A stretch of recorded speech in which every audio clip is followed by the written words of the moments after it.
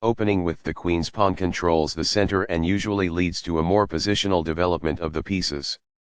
Balanced, neither player ever had an advantage. That game was pretty competitive. Both players had an amazing opening. The Indian game begins by controlling the important e4 square with the knight, rather than a pawn. Balanced, neither player ever had an advantage. That game was pretty competitive. Both players had an amazing opening. c4 builds a strong center by controlling the important d5 square and creates a square for the knight to come to c3 without blocking the c-pawn. Balanced, neither player ever had an advantage. That game was pretty competitive. Both players had an amazing opening. e6 opens up a line for the dark squared bishop and prepares to castle quickly, while preparing to push a pawn to d5 and recapture with a pawn if captured. Balanced, neither player ever had an advantage. That game was pretty competitive. Both players had an amazing opening. And c3 develops the knight to fight for the e4 square and to control d5.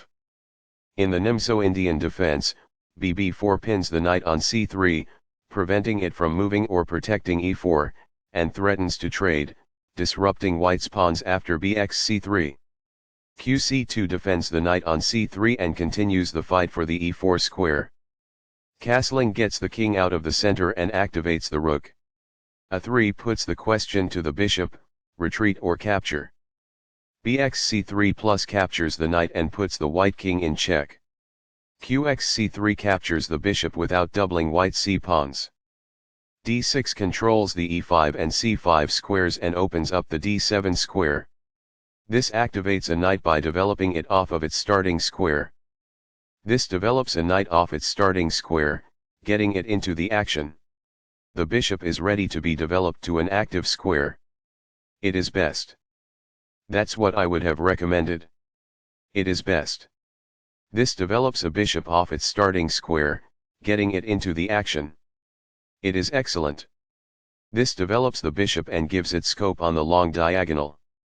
Castling gets the king to a safer square, out of the center of the board, while also developing a rook.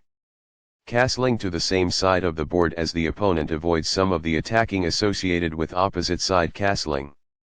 This attacks a queen, winning a tempo when it moves away. This move puts the queen on a safer square.